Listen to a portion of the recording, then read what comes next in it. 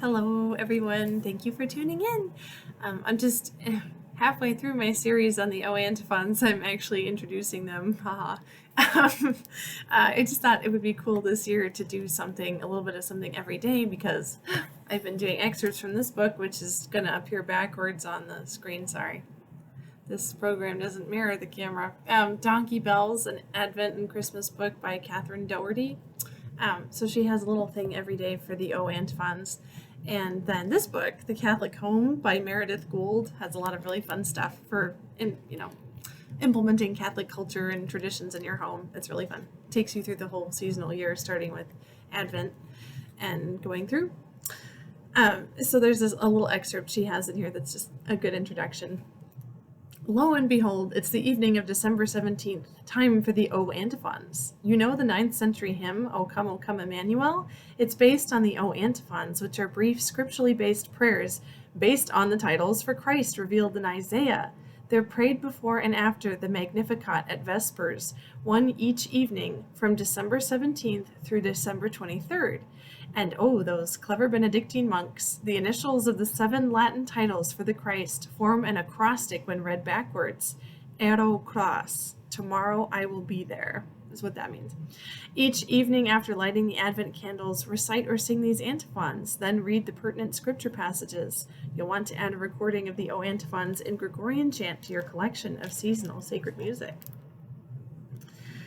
And then she has a little picture that shows each antiphon. And so the acrostic, I had to look it up because I didn't know what it is. You probably know what it is. But if you don't, an acrostic is like a poem or that's a kind of poem that's written where, like, if you stacked every line on top of it, the first letter would make a word, like Christmas or something, and then you'd have C would start the first line, and H would be the second line, R would be the next line, and so on.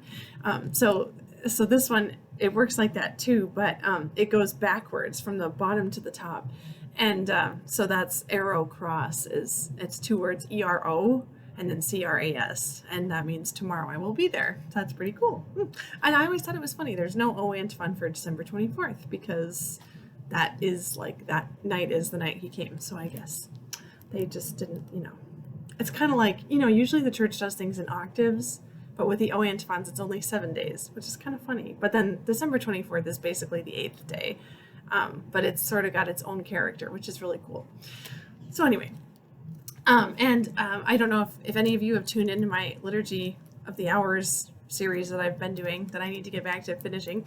And I talk about how to pray morning and evening prayer and all the offices, but so evening prayer every day includes the Magnificat canticle, which is what Our Lady sang when Elizabeth greeted her at the Visitation, and there's an antiphon, like the short little scripturally based meditation, kind of just like a phrase or a couple of phrases that you read before, and then you recite through the canticle, and then at the end you do like a Glory Be, and then you do the antiphon again. And so that's what those O Antiphons are from. And I haven't yet gotten my hands on the book that has the reformed Liturgy of the Hours antiphons in Latin under musical notation. I know it's out there. It came out in 2009, but I haven't got a copy yet.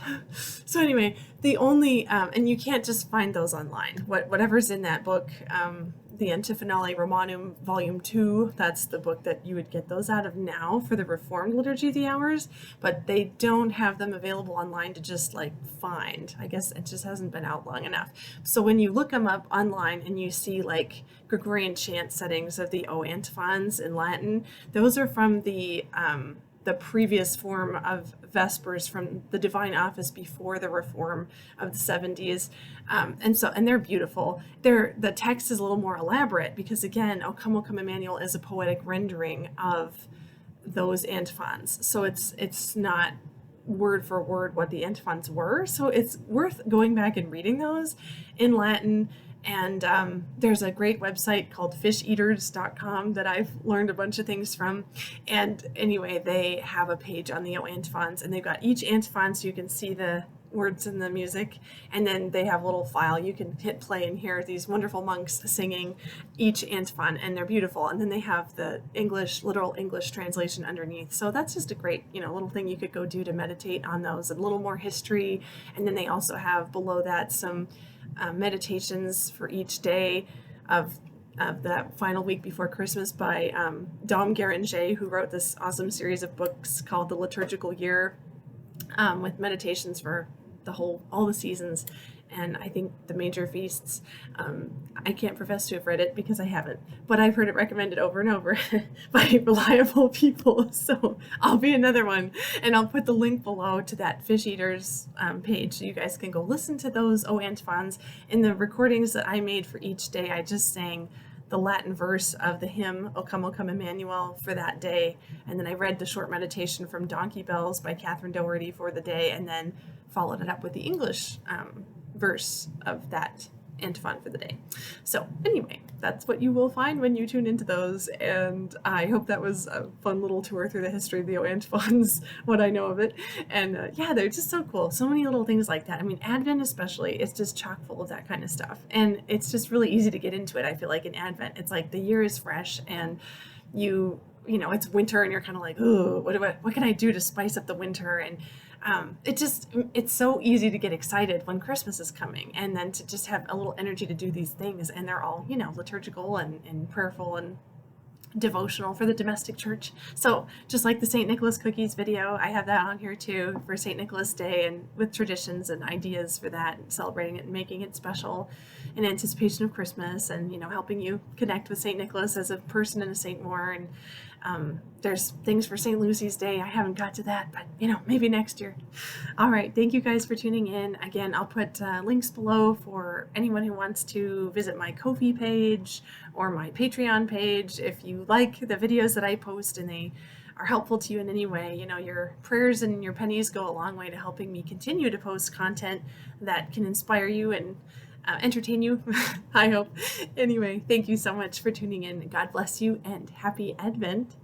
Merry Christmas almost.